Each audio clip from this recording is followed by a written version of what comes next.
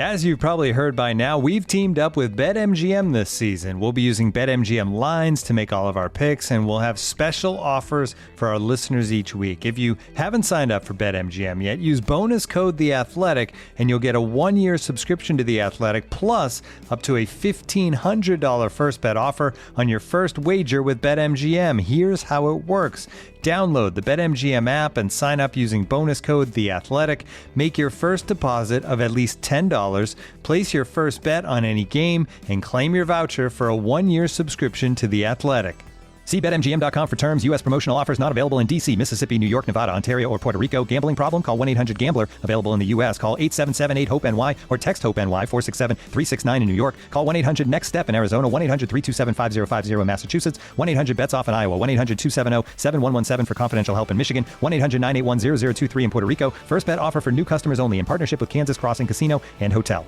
Don't forget, if you haven't signed up for BetMGM yet, use bonus code The Athletic, and you'll get a 1-year subscription to The Athletic, plus up to a $1,500 first bet offer on your first wager. We'll get back to the pod in a moment, but first I have to tell you all about this game-changing product I use before a night out with drinks. It's called Z-Biotics Pre-Alcohol. Pre-Alcohol is the world's first genetically engineered probiotic. It was invented by PhD scientists to tackle rough mornings after drinking. Here's how it works. When you drink, alcohol gets converted into a toxic byproduct in the gut. It's this byproduct, not dehydration, that's to blame for your rough next day. Pre-alcohol produces an enzyme to break this byproduct down. Just remember to make Z-Biotics your first drink of the night. Drink responsibly and you'll feel your best tomorrow. I won't lie, I was a bit on the fence about Z-Biotics initially, but I gave it a shot and I was impressed with the results. Vacations, weddings, birthdays and reunions, there's so much going on. Get the most out of your summer plans by stocking up on pre-alcohol now. Go to zbiotics.com/race to get 15% off your first order when you use RACE at checkout. Pre-alcohol is backed with 100% money-back guarantee, so if you're unsatisfied for any reason, they'll refund your money, no questions asked. Remember to head to zbiotics.com/race and use the code RACE at checkout for 15% off. Thank you, Z-Biotics, for sponsoring this episode and our good times.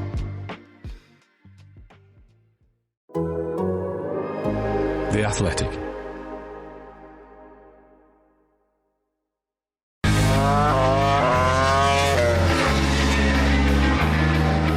MotoGP's Austrian Grand Prix was an absolutely phenomenal race between championship rivals Pecco Bagnaia and Jorge Martin for a lap and a half on each day, and then fairly tedious Bagnaia absolute domination from there onwards. But that gives us a fair bit to talk about still, because there's enough going on and off track during the Red Bull Ring weekend for the Race MotoGP podcast to get our teeth into. I'm Matt Beer. In the Austria press room are both Simon Patterson and Val Khorounzhiy, one of their very special appearances in the same place. Megan White is with us as well as this week's wildcard. She's been sharing news desk duties with me at the UK end today. Simon and Val were almost throwing things at each other a second ago and gesticulating, but There's still time. There's still time.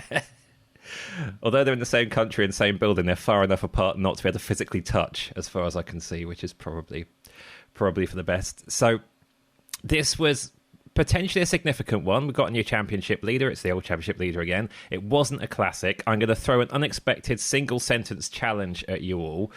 How will the Red Bull Ring 2024 MotoGP weekend be remembered by history? Simon? It will not. Megan? Bland and empty. Woo. Val? Almost thunderstorm. Fantastic. Yeah, I like all of those.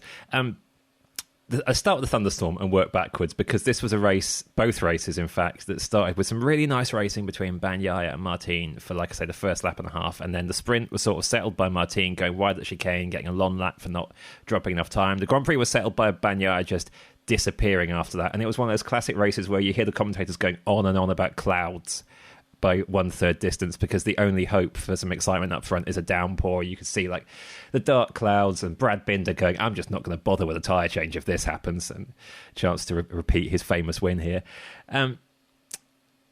Val, I'll come to you. Oh, Simon, you go first. You stuck your hand up. Well, as I feel like I kind of have to go first as the person who has been probably the most critical in this podcast of boring races over the course of the last 18 months. Fair. But I feel like we've kind of got to the point where most of our races aren't boring anymore. Yeah. And that makes me appreciate the odd boring one a little bit more. I think there's absolutely nothing wrong with watching 27 or whatever laps it was today of Pecco Bagnaia mastery at the front of a race. The same way as, it was quite nice once in a while watching Jorge Lorenzo do the same thing.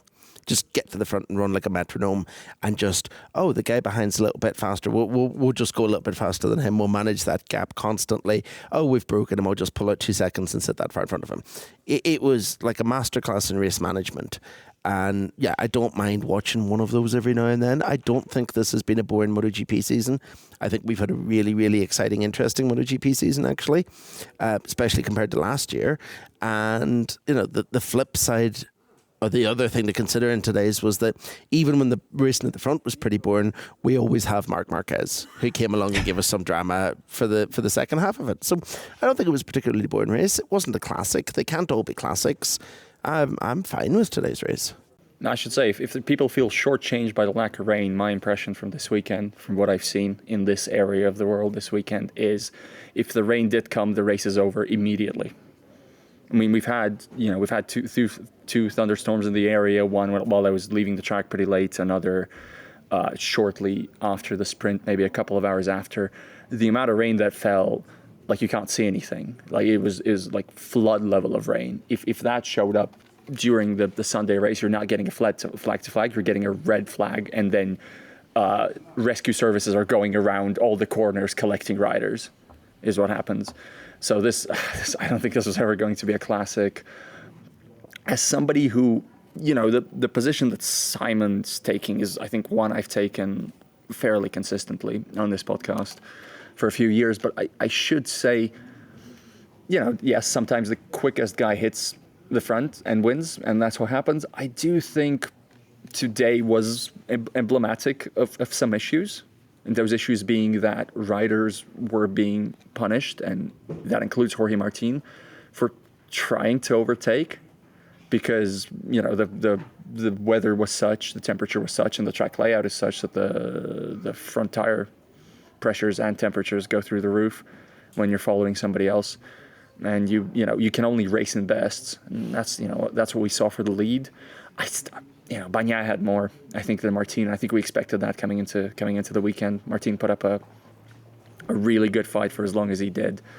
I think it could have been better, and with a better formula, yeah, maybe, but nothing, no catastrophe, no disaster, nothing to really have a big inquest about.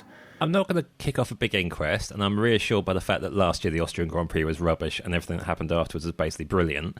But there's two things about this weekend that just worry me, not hugely. One is track specific. I remember the Red Bull Ring not being a guarantee of thrills, but not far off. We had a lot of last corner deciders here. Yep. The chicane on the run up the big hill is really welcome because the crashes we were having there were just terrifying. Is the chicane what's made the racing so much worse, or is it just yeah? Is it? I was going to say, is it that, or is it just the tyre pressure thing becoming such an issue in this being a bad track for it? But is it the chicane, Simon? Would you say? I think part of it's the chicane. It makes everyone's really ginger through the chicane because it's a horrible corner, as all kind of temporary patches tend to be on circuits. It's not very nice. And it kind of ruins the old turn 3 breaking point because it just doesn't give people as much time to move around. There isn't as much slipstreaming. So I think that's an element of it. It was also quite funny that we did ask a few of the riders today about why it was better in the old days. And I think it was Luca Marini was like, yeah, because it was Dovi and Marc. And they were in two different manufacturers, and the bikes were better in different places, and it meant that you could be a bit more, But I think part of the problem is that everyone on the sharp end's on the same bike, and it does everyone, a bit more than that too. Everyone at the sharp end is on the same bike and tend to have the same kind of riding style. They're all hard breakers, and it kind of.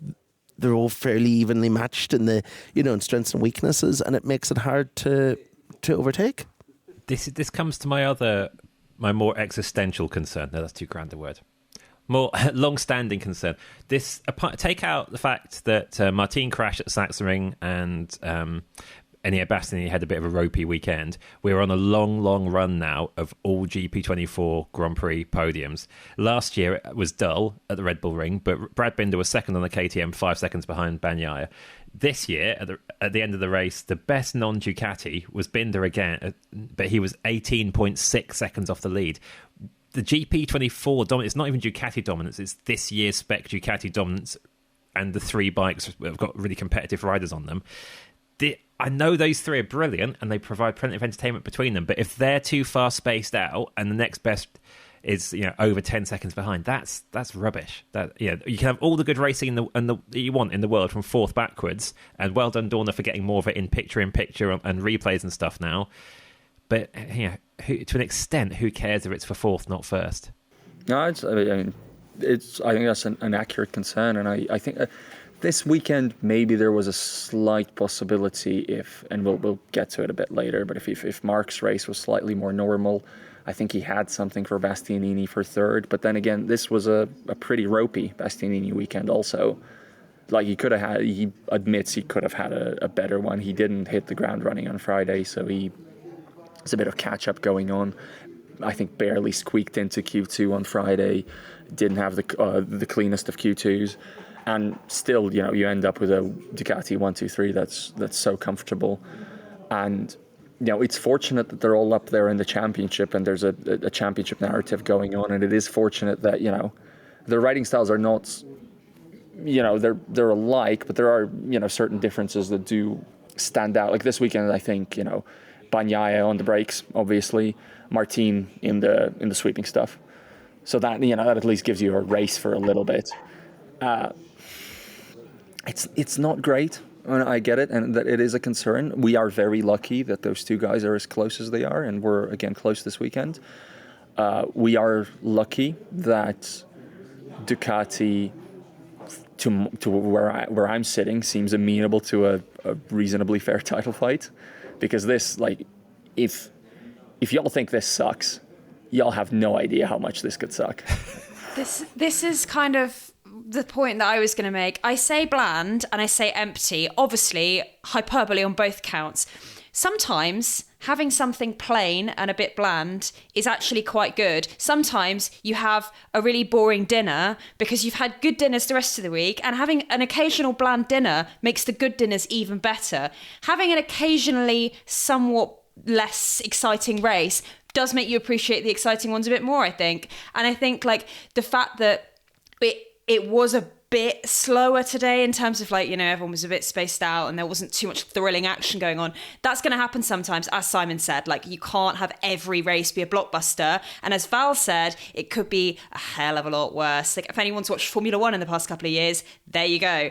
That is consistently the same. Whereas at least with MotoGP, yes, there's the odd race that's a bit you finish the race a bit wanting something more, but it's not, most of the time it's not like that. And I think that's an important thing to remember on days like today. The other word you used there, Megan, empty, was that in reference to the amount of people who seem to have turned up? Or that was nothing to do with dinner.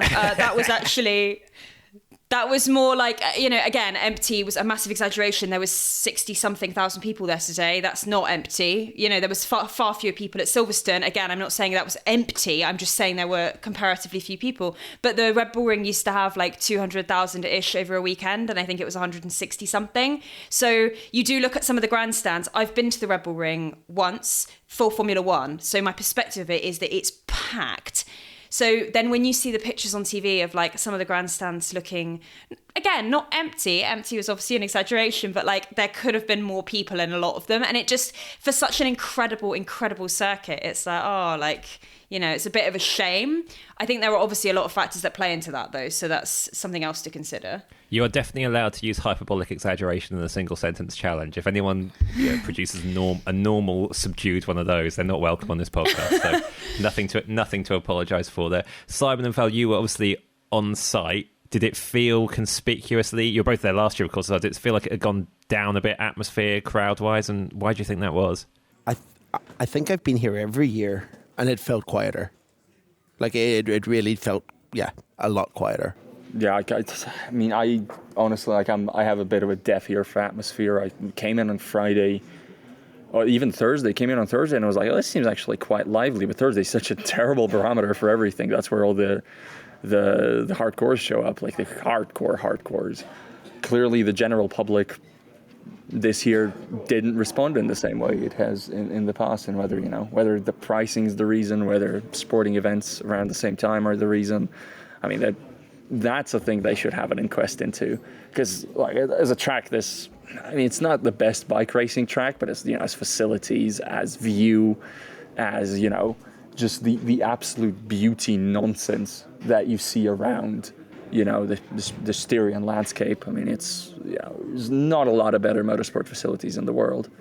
So but it's all profit, it's all difficult financial decisions, well above my understanding or my interest genuinely.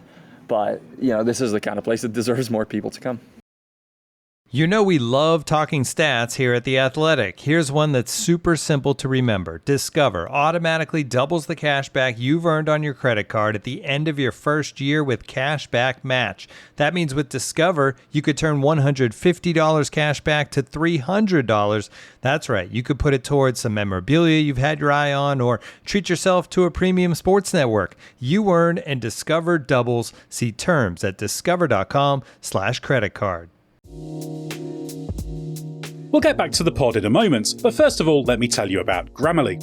Email, Google Docs, Slack, you write across multiple platforms and places during your workday, so delivering consistent, high-quality communication everywhere is key. Grammarly is an AI writing partner that helps you get work done faster with high-quality writing for better projects, proposals, presentations, and more. Best of all, Grammarly works where you work, so you can get more done no matter what tools you use. As a journalist and podcast host, I'm constantly writing and rewriting copy and drawing up scripts. It's part of the job, and Grammarly helps make it faster. It's got some really cool features like tone suggestions to help you strike the right balance between direct and friendly in work emails. Plus, Grammarly has a ton of other great features like advanced spelling, grammar, punctuation, and conciseness suggestions to ensure your writing is professional, mistake-free, and clear. Get AI writing support that works where you work. Sign up and download for free at grammarly.com/podcast. That's grammarly.com/podcast. Easier said, done.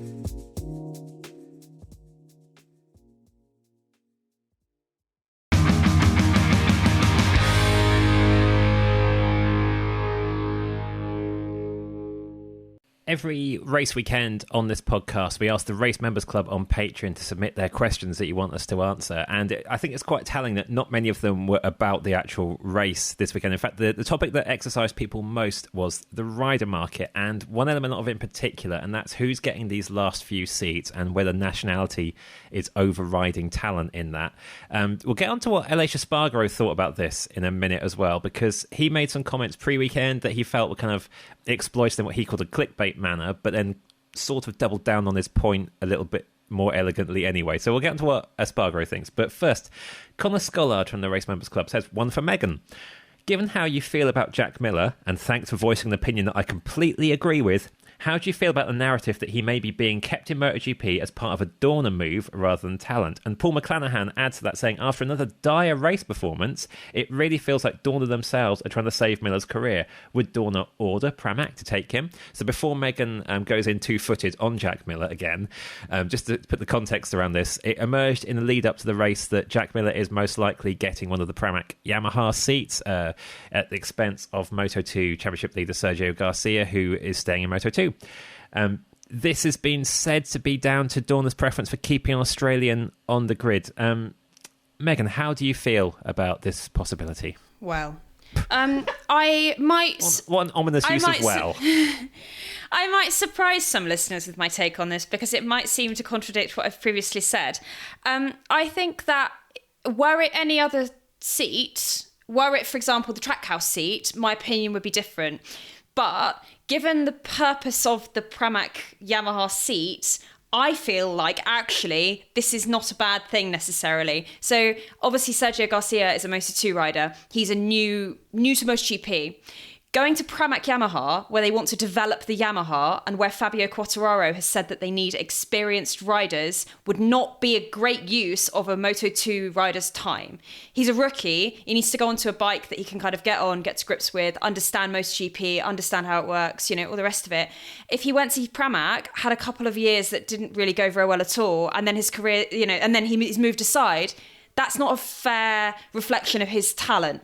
I think that the Pramac seat being used, as I said, for developing that Yamaha, having Oliveira and Miller on those two seats who are experienced race winners, that's the good people to have. And, I think despite what I've said about Jack, Jack would be a great development rider, but he wants to keep racing. So putting him on that seat is actually that's exactly what he wants. He wants to race and develop. And so that's good. I think I know I've been quite harsh on him in the past. However, that seat probably wouldn't be well placed for a Moto2 rider. So by using someone experienced, using Jack, I think that that's a really good place for him. I don't have any beef with that.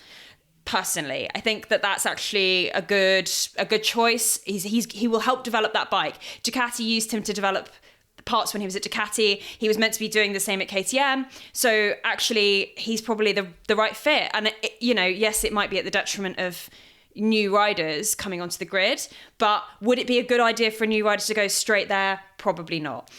In terms of the passport thing, it feels like the sort of thing that you can insert nationality here. Oh, well, he's only getting it because he's Spanish. He's only getting it because he's Italian. He's only getting it because it's Australian. People seem to just kind of... That gets banded around quite a lot. And I think, yes, while Dorna may be keen to keep the Australian on the grid, and I know that there were talks about the Australian... the Phillip Island owners were looking at buying into a team and all the rest of it.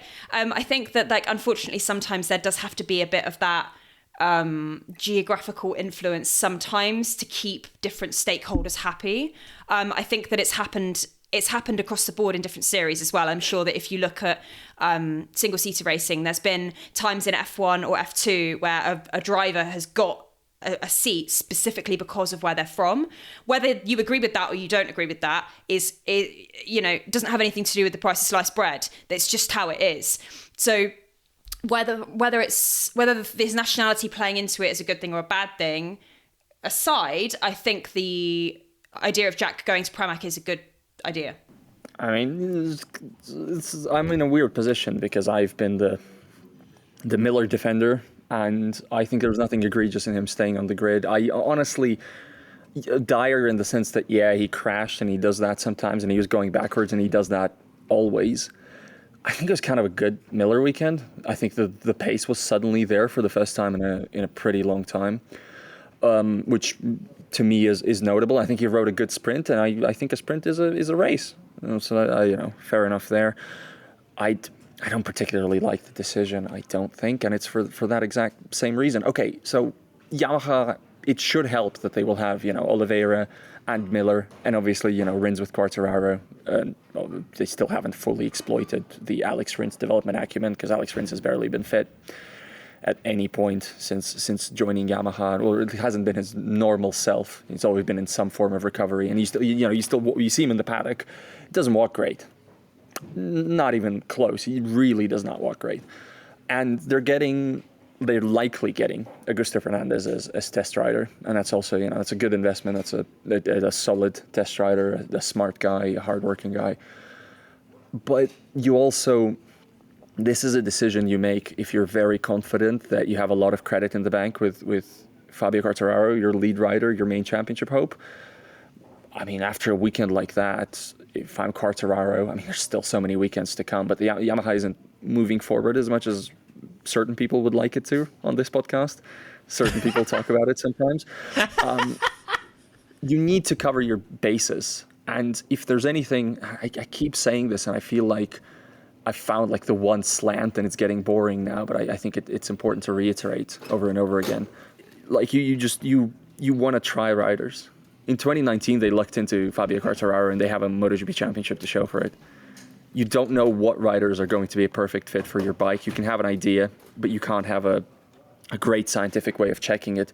Use the new rides that you have, the satellite rides that you have for development, yes, but also to shore up shore up your lineup to make sure that if Fabio decides in 2 years' time that actually I want a good bike now, please, somebody else is there ready and primed. And that could be Sergio Garcia. Sergio Garcia has had an excellent record in Moto3. He has a pretty great record in Moto2 right now. This race was a real stinker, but otherwise very good season. So it's the refusal to roll the dice for me doesn't sit super well with me, given what we know. So before Simon comes in, I'm excited to see whether he fits the stereotype where we had Megan defending Jack Miller, Val trying to kick Jack Miller off the grid. Simon, are you going to do exactly what we expect or surprise me as well? I'm going to open by saying that it doesn't happen so much in MotoGP, but Dorna are absolutely a political force that has a say in who goes where in the grids. That's not even something that's up for debate. I've seen it over and over again in Moto3 and Moto2, riders who have contracts signed, getting them torn up because it doesn't fit with Dorna's plans to have X rider from X nationality in a certain class or a certain team. It does happen. And the irony is that, there's this perception that the Spanish and the Italians have it easy and everything's geared towards them because there's so many of them. Whereas the reality is that there's so many of them because their system is so good. It's not because the system here is geared towards them. It's because they've got a really good grassroots system. And actually, over and over again, it's been riders from primarily English-speaking countries, but also Northern European countries, Southeast Asian countries that have got the assistance from Dorna to make certain contracts happen. And I think this is absolutely another case of the same thing, where they are at least involved, if not making the decision, where they have at least, maybe hinted at Pramac rather than told Pramac that this is what they'd like to do. And, really for me, the deal only really makes sense commercially, because I don't see a lot of sense in sticking Jack Miller onto the bike to, qualify on the front row 5 times a season, win a wet race, and then spend the rest of the season either crashing out after 5 laps or engaging reverse gear and going through the field and disappearing, because that's what Jack Miller has done for like 7 of his 10 years in the Premier class. It's what Jack does. He is exceptional, absolutely blooming exceptional whenever everything lines up for him, but it doesn't happen often enough. And he might help them fix the problems that they're having with qualifying. That is somewhere he is really good, and that is somewhere that the current package is really weak. He might be able to help there, but you've already got a Miguel Oliveira on the other side of the garage to bring, that kind of multi-manufacturer experience to the package, to the development process. So why not bet on someone young? Sign Sergio Garcia on a 1-year deal. Keep him for a season. If it doesn't work, sack him and sign Tony Arbolino next season. Keep him for a season. If that doesn't work, sack him and sign David Alonso. Yeah. Instead of going with what is going to happen. Simon, they're advocating for the KTM method, which I did not realize he was a huge fan of. I was going to say, the curveball there was Simon going for that exact KTM use and bin them strategy. Megan.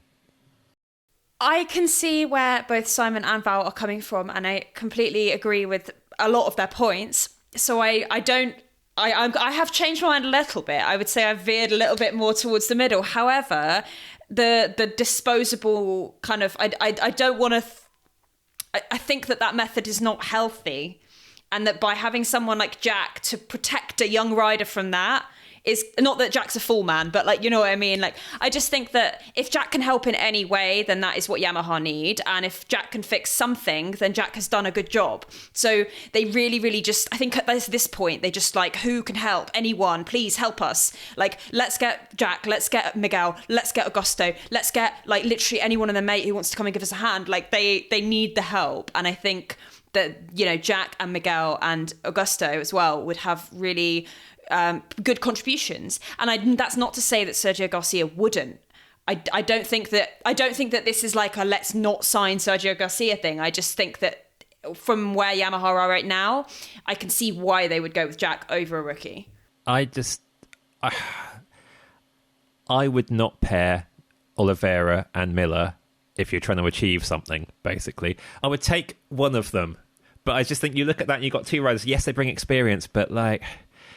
Let's get on to the Aleix Espargaro line, because I think he summed it up fairly well. He basically was accused of making comments saying that Jack Miller shouldn't still be in MotoGP. He said that wasn't what he said, but he did kind of bring in the example of Franco Morbidelli's form was put to him, and we do have a Morbidelli point from Simon Perry as well, which I'll throw in here from the Members Club, saying, given Morbidelli's underwhelming performances for the last few seasons, how do you feel about him being given the ride for another year just because he's in a club? And further to that, how do you feel about a team in MotoGP that will choose its riders based essentially on who they're friends with or their nationality rather than outright talent, referring to VR46. Simon, I'm going to let you come in, but I'm going to finish my mini rant first. So Espargaro also then went, look at Oliveira's results compared to the rest of us at Aprilia. Didn't really add anything after that, but you know what he's inferring. Miguel Oliveira's results at Trackhouse Aprilia are like, nah, some absolute highs, but a lot of non-highs, and they're not all down to injury. Miller, Simon, you've very accurately described what Miller will do. He has great talent, very fast, but you know what the outcome will be in 75% of your races. Those are two right. You talk about finding Quartararo and turning into a world champion. You know that Miller and Oliveira will not be world champion for you. You know that their performances will be inconsistent or have limits. They will both make a great contribution, but you could get the great contribution from one of them and take a punt on a young rider on the other bike, because you've still got Fabio Quartararo. You can hope that Alex Rins will get fit enough. You can chuck a test rider at it. So that's why I wouldn't pair them. I do not object to either of them being on the grid next year still, but I just wouldn't write off your whole team with that. On the nationality point, though, I don't see anything wrong with Dorna pulling a few strings to keep an important market on the grid. We need people to be watching these races, going to these races, buying some products, putting money into the sport for the sport to happen. So I don't really care about that. Simon, I've now finished ranting. You can disagree with me. So, first of all, on the nationality thing, because I've been thinking about this over the past few days, right? We wouldn't care as much about the Australian market based on the size of the crowd that turns up to Phillip Island if it was at any other circuit apart from Phillip Island. This is not about protecting the Australian market. This is about protecting the paddock's favourite race. I don't object. It's great. The Phillip Islands... No, I'm not disagreeing with you, but like Phillip Island, we're talking about how terrible it is that there was only 67,000 people turned up here today, and Phillip Island's drawn in 32,000. Yeah. Like we're making this point to protect Phillip Island, which is fine. But I don't think it's this in this specific case. It's really necessarily about nationality. The second point is it's not fair, I think, Simon, to call the VR46 Academy a club or a group of friends, because everything Valentino Rossi does is a business. It is a business that makes him money. It's fantastic that he has this wonderful group of his friends that he trains with, and et cetera, but he still takes his 10% management fee from everything they earn. He's still making... money is made out of this because it's a business, and he's taken, whatever he earns from selling their merchandise and whatever he takes from the special bikes that Ducati do with Franco Morbidelli's colours on it, and et cetera. It is a business decision, and we've seen that people in the VR46 Academy who are not a smart business decision very quickly get chopped. People like Nicolo Bulliga have been disposed of pretty rapidly. Lorenzo Baldassarri was spat out pretty quickly because they weren't a smart business decision anymore. So I think that's the reason primarily that Franco has landed this seat more than anything else. It's because they see a commercial route to, commercial reason to have them there. I want to chime in also on Aleix's comments, which I think a big part of them was him inferring a certain responsibility from the grid's elder statesmen to make way for younger talent. For me, not everybody is great friends with Jorge Martin and Fermin Aldeguer and trying to make them room on the grid and, immediately being in a position to help Martin into a good works ride when Ducati has decided he wasn't going to get theirs. It's those guys' careers, it's those guys' lives, those guys' dreams. If there's a way for Jack Miller, Franco Morbidelli, Miguel Oliveira to hang on, this is what, from age 5, this is everything they've ever done. We could not possibly expect them to be thinking about the future of MotoGP riders, whatever. Who cares from their side? I would never, ever, ever want them to think in such terms. Go get yours, guys. Good luck. So in the defense of what Aleix was accused of saying, because I'm not really sure whether or not. I think he probably did mean at least some of what he said fairly aggressively. The point that he was trying to make was to talk about his own experiences. And he very strongly, whenever he clarified it to us in English, his initial comments were in Spanish, he clarified them to us in English. And he essentially said, look, if me, was getting beaten by other riders consistently on lesser machinery, I would quit. I would walk away. We've done this before. We've dived into this before in the past on the website, on the race. And, I think it still stands that this is the second season in Aleix's 18-year career where his teammate's been beating him in the championship. And the only teammate that has ever done that is Maverick Vinales. Maverick did it in 2015, their second year together at Suzuki. Maverick's doing it this year. And, it's happened twice in 10 years and Aleix has quit. So, at least he is sticking to what he said. Whereas you look at the other three he named, Franco Morbidelli is consistently the worst of the GP24s and consistently mid-pack across all the Ducatis with, a fair few GP23s in front of him. Jack Miller has been shown up this season by a rookie, fairly obviously. And whenever you look at Trackhouse, Miguel Oliveira is on par with Raul Fernandez on a worst bike and a long way behind the two factory machines. So, to give Aleix credit, at least he is accurate, even if it wasn't particularly nice to hear it say. I get where he's coming from when he said it. I should also say, Aleix kicked butt this weekend. It was awesome. Yes. And I think it's far from a foregone conclusion that he will be beaten by Maverick in the standings this season. He really has found like a second or a third wind, but still, like I understand what he's trying to say. I don't believe that he was just saying it necessarily only from his own example, because you don't name check all the riders he name checked in the ways that he name checked them if he didn't. Also, a big part of him didn't feel like that Sergio Garcia is owed a seat, basically. He didn't just respond to the names put to him. He brought some names of his own into that conversation there, didn't he? Exactly. So. Yeah. Miguel Oliveira was not part of the original question in the English conversation. But you know what? Fair enough. At the same time, I also want to be consistent on this. We've had riders like Pecco Bagnaia, for instance, get into weird media storms over an offhand comment they made. You don't also want to scrutinize every single word they've said in a non-native language, especially when they've had 5 seconds to think about a question, right? It's us who get a lot more time to sit there and pontificate. These guys actually have races to run, I guess. Yeah, I do think Espargaro was coming from a sort of semi-luxury position when he said this as well. Well, I say luxury, it's earned luxury, but he was talking about 3 29-year-olds who came into MotoGP 2015, 2018, 2019. He is 35. He's been in since 2009. He's wise enough to look at what's happened recently and go, well, that was my career peak. I've become a race winner. I've become a sort of long shot title contender. This is as good as it's going to get, almost certainly. Quit while you're ahead. The others he was mentioning or having mentioned to him are not in that position. So, yeah, when he's talking about his own experience, he can say, yeah, it's time for me to make way. I understand why the other three themselves do not think that. Collectively, if I was running a MotoGP team, I wouldn't be in a hurry to sign any of those other three over taking a punt on a young rider at this point, because all the points you guys have made about Morbidelli versus other GP24s, Miller versus Gravel, Oliveira versus where is he this weekend? They have limits. They've been around long enough to prove if they can transcend those ceilings, and they don't look like they can. So. We also had, on this topic of the rider market and the next moves, Hayes says, over the past week, Taka Nakagami said he received a very interesting offer from Honda. I'm assuming this is a test riding role, but is there a chance it could be something else? Maybe an HRC World Superbike ride, or the Somkiat Chantra rumours are wrong, and Taka will remain in MotoGP next year. The Chantra rumours being the idea that because LCR is Idemitsu sponsored, Somkiat Chantra will get that ride next year at Nakagami's expense, because Ogura is now heading for Trackhouse, where he'll effectively replace Oliveira and effectively seat block for Joe Roberts, which definitely would have been a nationality-based appointment to please Dorna if that had happened, although Roberts is having still a decent Moto2 season.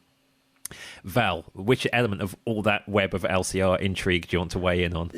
Yeah, so Hayes, hope you're ready for some great MotoGP insight in the paddock. I have absolutely no idea what the Nakagami offer is. And the thing is, I was asking him about it directly, and that was his answer to a first question. And my follow-up was, because of the way you're talking, Taka, if it was just an order offer to stay on LCR Honda, well, you wouldn't be talking this way. That's what you just say, and you should have accepted it by now. At which point I was basically cut off by LCR, or he was cut off by LCR. LCR is not overly protectionist about what its riders can say, so we can assume this is an edict from Honda. Just don't talk about this yet. It's not the time to talk about it. So the only thing we know about this offer is that he will be mulling it during this break, while the factory Honda riders go testing extensively at Misano. He'll be at home, deciding whether or not he wants to do whatever it is that Honda's put in front of him, which does very much sound like Somkiat Chantra will be getting that ride, because again, you would not be talking that way if that was not the case. But it's been eating it away at me all weekend, because I can't really come up with what it even could be. I have an idea of what I would make it, and it wouldn't be Superbike. I don't think he's ever sounded too excited about World Superbike. There's also the fact that Iker Lecuona and Javi Verheer both signed for next year in Works rides, so just a small little hurdle. I don't think it would be like primarily Japanese racing, because Taka's made it pretty clear that he doesn't have, for instance, a big interest to returning into the Suzuka 8 Hours. His attitude towards that is, been there, done that, won it. That's all right. We're good. What he could be good for, not just a test rider role, because again, remember, Honda's getting Aleix Espargaro and keeping Stefan Bradl, according to what Honda announced when it brought in Aleix Espargaro. What Taka could be very good at is a sort of test rider, like on a limited schedule / liaison between the Japanese arm of the operation and something, whatever it is that they would be establishing in Europe, on the European side. I think he'll be a very, very good figure for that. He's clearly got a very good understanding of this paddock. He's a good talker. He's a good communicator. He's a dang good rider this weekend again. Number one in the Japan Cup, as we call it. I think he could, if that's how he and Honda see the natural conclusion of his MotoGP story, sort of just incorporating him into the system and trying to help him basically bring Honda back up off its knees. I think that'd be cool. I really struggle to visualize the exact specifics or details, and that's just a hunch from my side. This whole LCR thing does throw up two more points for this nationality versus talent versus dawn of puppetry conversation as well, because we now have we been in a situation in all of MotoGP history before where the only Japanese rider representation on the grid is not with a Japanese manufacturer? Because we always kind of think that people like Nakagami, who's like you say, Val, good rider, but inconsistent, never had a podium. We see him as having been kept on the grid because Honda would like a Japanese rider in its lineup.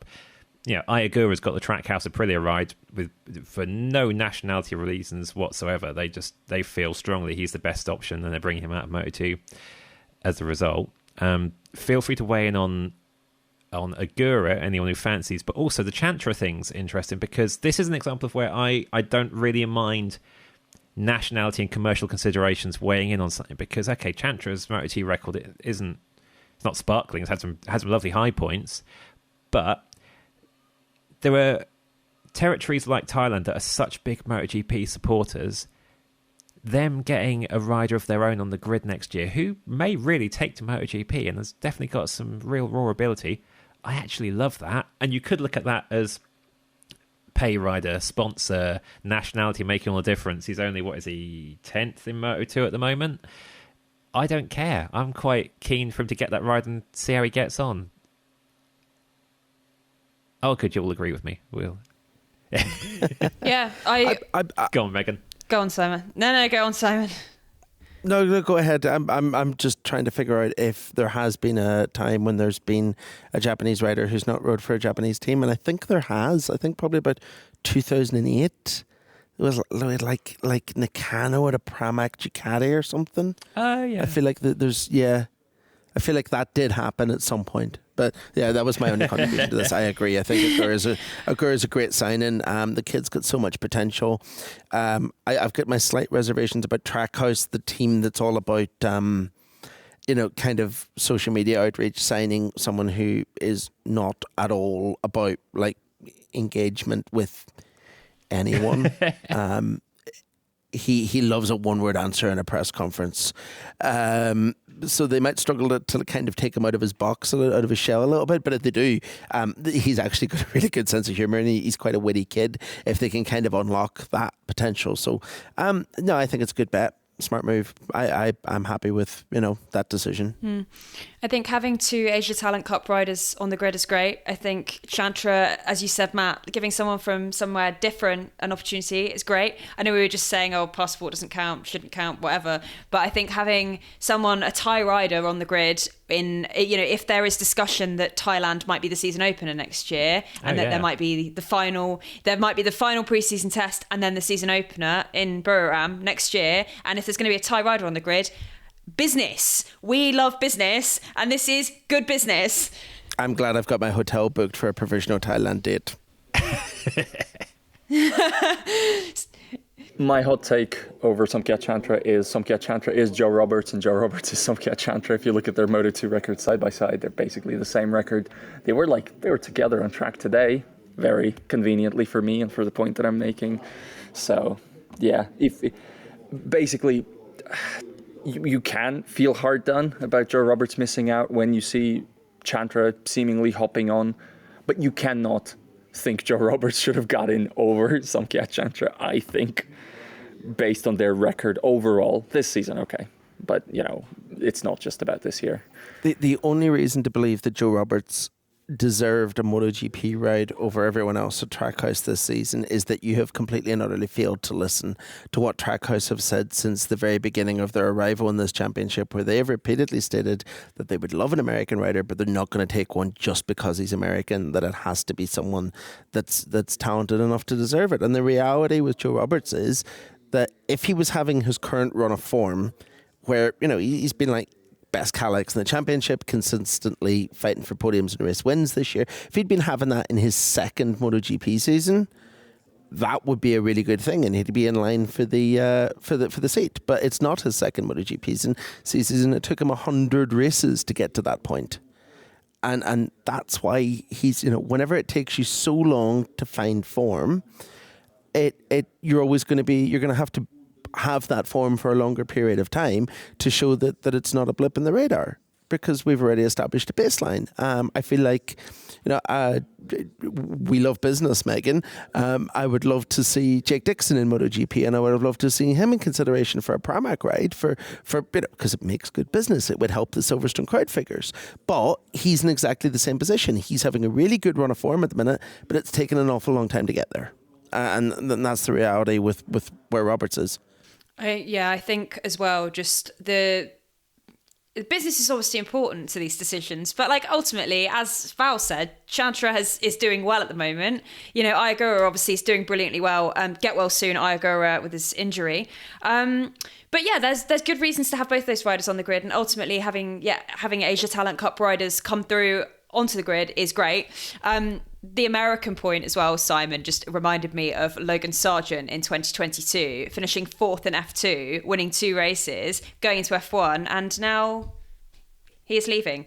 So it's like you don't want to just pick and Williams got an American owner and they got an American, and then the American is now going after a few years. So that's that kind of risk, is that you pick someone specifically for nationality, and then even if they have shown good promise in that junior series, it then just doesn't quite translate. And then, everyone says, well, he was only picked for his nationality anyway. And that's not great either. My Logan Sargent hot take is Logan Sargent is better than Joe Roberts. Joe Roberts never won the World Karting Championship. Probably shouldn't get any further into this on this podcast. Sorry, Joe. Has Joe Roberts ever tried to win the World Karting Championship? Because if he hasn't, maybe he should consider that, and then he might get himself a MotoGP ride. I found the answer. In the 2013 MotoGP season, the only Japanese representation was Hiroshi Ayama on an Avintia Bluesons FTR. Yes. Yeah, which did have a Kawasaki engine, but it was CRT, so that doesn't count.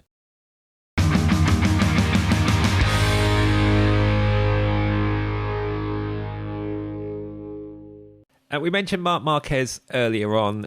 He was by far the most interesting contributor to Sunday's race in overtaking terms as he came back from 13th to 4th. But he had started 3rd, and then things went wrong for him even before the race started. Megan, do you want to take us through the mess that his Sunday became? Yes. So he opened his answer to this question about what had happened with "Today we were unlucky," and who, let me tell you.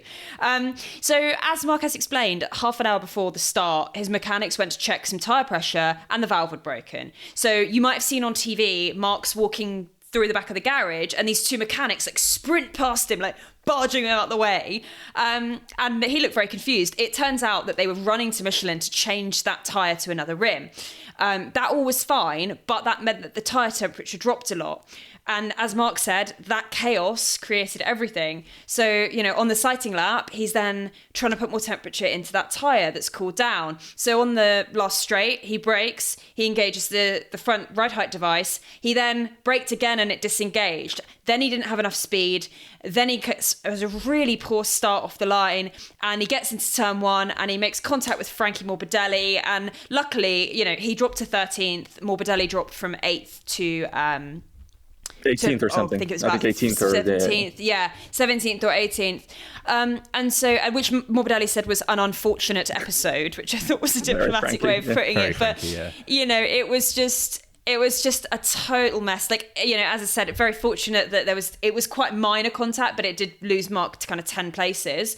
And then he just did Marquez things and managed to wind up 4th, but it was not a straightforward day for the Gresini Ducati rider.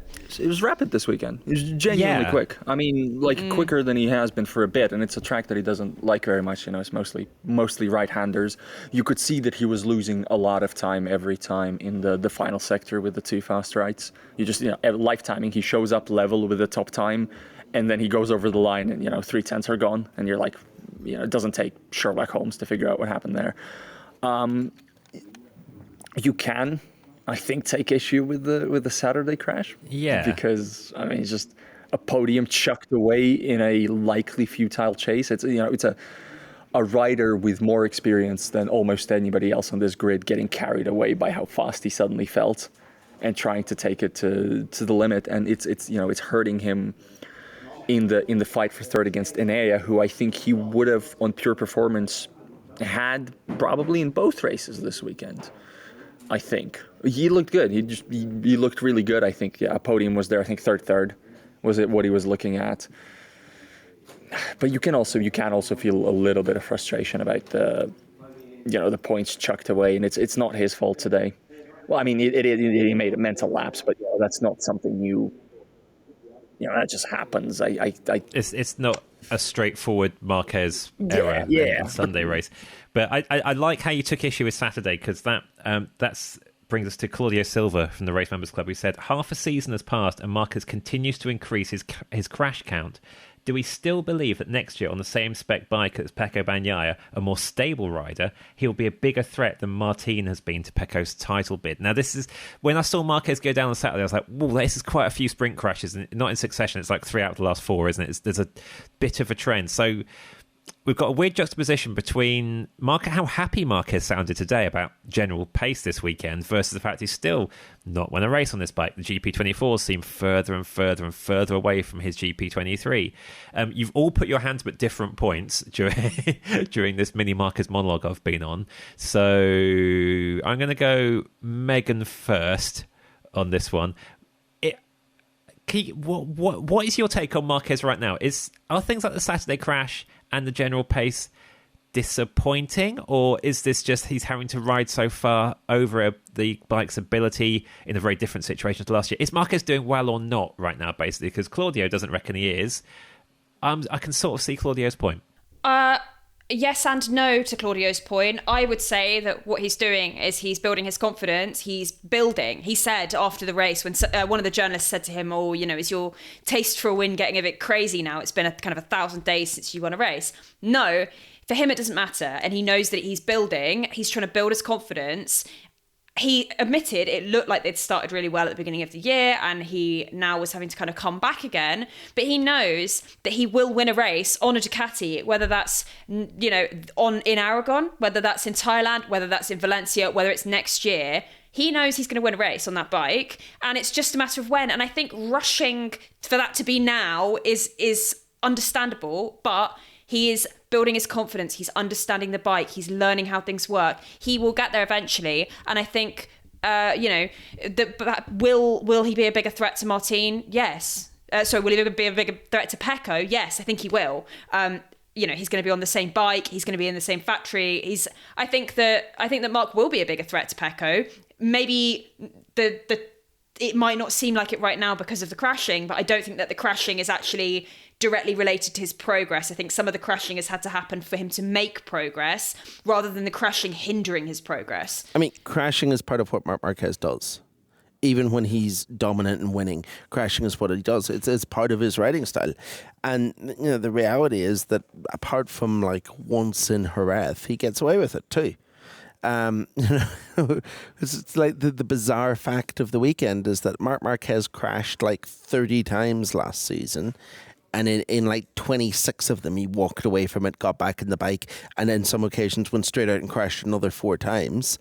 Whereas Ogura, I'm not even exaggerating, Sachsenring. I'm not even like Ogura has crashed once this season. Once this entire season, and it was on Saturday morning at the Red Bull Ring, and he broke his hand, and it's done massive damage to his title championship in his single crash of the year. So I think that there's a way that you can crash, and I don't think that that's anything to judge Marc on, because that's just how he does things. The reality is that he's always going to be like that. I think that the reason that he's crashing in races right now, as opposed to all the other crashes, is that he's on the back foot because he's on a bike that is significantly worse than the GP24. And like, we have to stress this again, he is not riding the bike that Pecco won the championship on last year. He's riding the bike that Pecco started his championship testing on last year back in Sepang in pre-season. It's antiquated. It's nearly 2 years old now. So I think once he gets in factory machinery, once he's in the same spec of machine, once he doesn't have to crash to keep up with the guys in front of him, someone in the camp, someone in the Marquez camp told me at the weekend that they genuinely believe he can win every race next year. Wow. I think it is fair to highlight the fact that over last year, the final year at Honda and this year, he has chucked a genuinely remarkable amount of points in the trash, like straight in the garbage. And, you can't explain that away with, championship position being less of a priority these 2 seasons, because he obviously couldn't fight for the title last year. And this year, pretty quickly became clear that, the GP24s were not going to let him do that. But the onus is on him to prove now that he can strategize his point score reliably enough to get back into that championship mindset. And I mean, it's Marc, so I have little doubt that that's where we'll end up next year.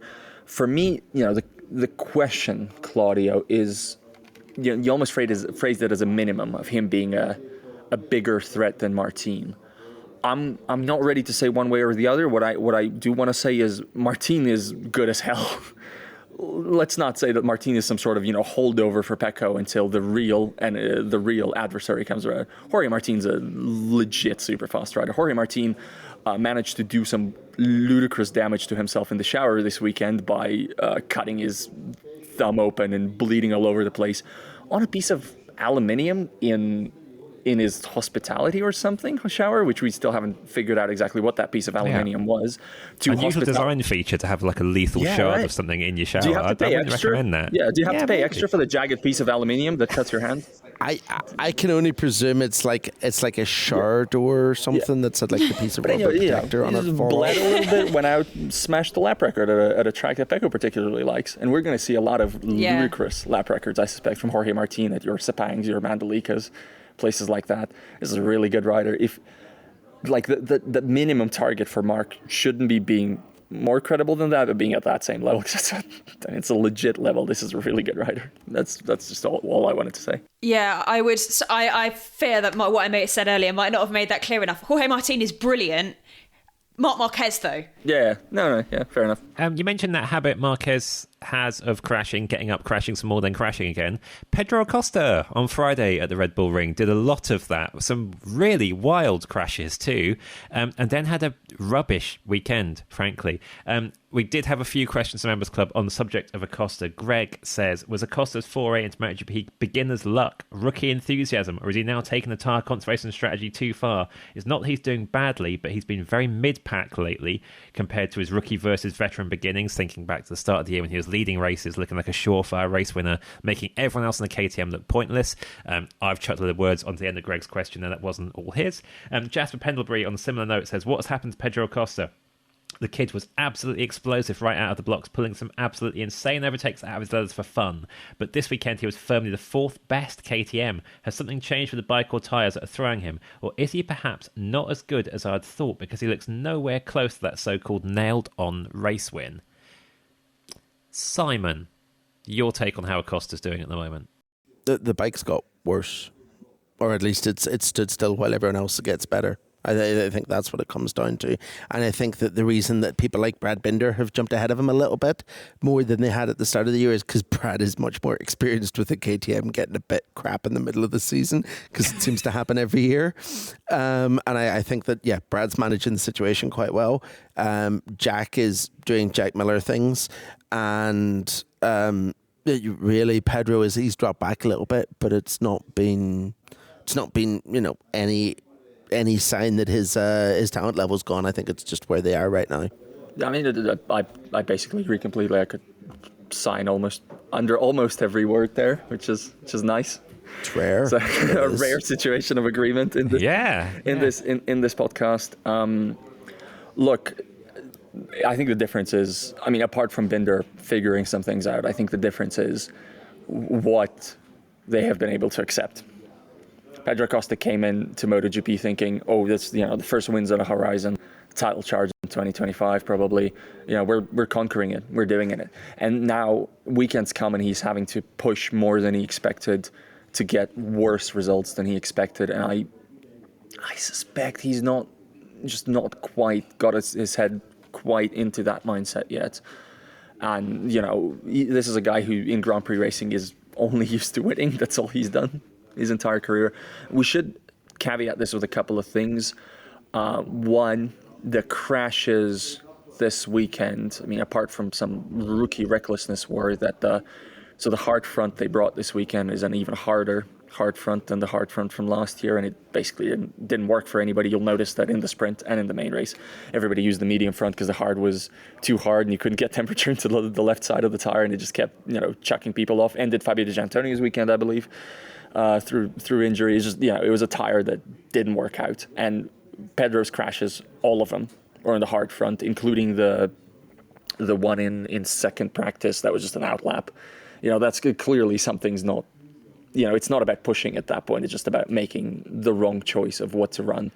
But you're limited in the amount of tires you have, obviously, in the weekend. So you are going to run that accursed thing at some point. So that's one. And then the second one, he had a mechanical problem in the race. The Sunday gap is deceptive, and I think that was pretty clear because you look at the pace he was running in the middle of the race. He was like, that's not representative of the weekend we've just seen. So he's not had a good weekend, and I do think that, like, in terms of pure peak performance, Paul kind of had him, but was race rusty. Brad definitely had him, and Jack, I think had him. So clearly, this is not one of the finer weekends of his rookie campaign by any stretch of the imagination. But it's too early to sound the alarms there. It's all about what he wants to get out of the rest of this season. But the onus on getting him to where he needs to be going forward, personal development is one thing, and that'll continue. But obviously, the KTM isn't where it should be right now, and I think that's clear for everybody. It was he used a very good, very nice phrase today when he was talking about the KTM's current deficit, because again, it's home race, it's a lot of higher ups, etc. And he basically, we know how far back we are, but sometimes it has to hurt to learn. Maybe it will be useful in some way for KTM to have this sort of home race where it got beat super hard. And, at a track where you'd expect the KTM to go quite a bit better than this. Val's downplaying it a little bit. Pedro very graphically told us that it has to hurt to improve, with like graphic miming stabbing himself in the chest with a rusty knife at the time to really drive home the point as well. Well, it was that was implied, but like miming stabbing himself in the gut to emphasize how much they have to hurt to improve. It was quite funny. Pop quiz for Megan and Matt. Can you guess the other rider this weekend who has mimed stabbing themselves during a media session? Ooh. Because they've been having a bad time? Well, I can't offer much in the way of hints. Oh, who's miming stabbing themselves? What, was it Jorge Martin with his cut thumb?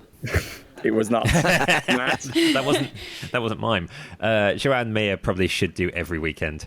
So Matt's slightly closer. It was Fabio Quartararo when asked for his reaction to seeing Martin and Bagnaya's times in qualifying. Oh, poor Fabio. I really have a soft spot for Fabio. Like, as a person and as a rider, I think he's brilliant. And it's so sad to see him. Like, he had that long lap and then he finished, 19th or something, didn't he? And it was like, oh, man. He's been stabbing himself a lot in media sessions, is all I can say. Like, this is not the first time I've seen Fabio mime a stabbing motion, I think. And I don't do that many races on site. On the subject of mime, I should point out to listeners that Megan mimed most of Marc Marquez's pre-race problems while describing them on the podcast as well, including like the running and the shoving in the carriage. As we always say in this podcast, great audio content. As we always say. One of the most ridiculously funny things I've seen in a very long time was so Aprilia unveiled their new track-only production-based superbike on Friday night to a very select group of journalists in their hospitality, but they didn't actually bring the bike. They gave us VR goggles. Oh. And had a lifestyle recreation of the bike that we could pinch and zoom and dig inside and remove parts of and everything. And it is absolutely hilarious watching the veteran journalists of the paddock remove fairing pieces from a bike that only they can see in the middle of a room with everyone laughing at them. It's also a fantastic way to unveil a new bike to us because no one has any pictures of it. They basically told us if we can hire a sketch artist good enough. But I think that's probably going to appear at Misano if you have, a very large bank account and want a very, very trick motorcycle to race on private track days. Or just mime it at home and just pretend it's the alternative. Simon, Megan, Val's miming riding a motorbike. It's time we stop this podcast. He needs to get... It looked like you were doing the dance to Joyride by Kesha. That is a deeper cut than I think anything I've ever done on this podcast, which is impressive. I wish I knew what anyone was talking about now. Listeners, thank you. Members, thank you for your questions. We'll be back. We'll do a MotoGP Extra for the Members Club, rounding up all the questions about topics we didn't fit in this week. I've got a little stash of questions from the last few weeks where I've been like, that doesn't quite fit this podcast, but it's a really good question. We will rattle through them all at some point in the next fortnight as well. And they'll be back in your ears at some point before Aragon on some kind of ranty topic about something involving mime and the rider market, I'm sure. See you then.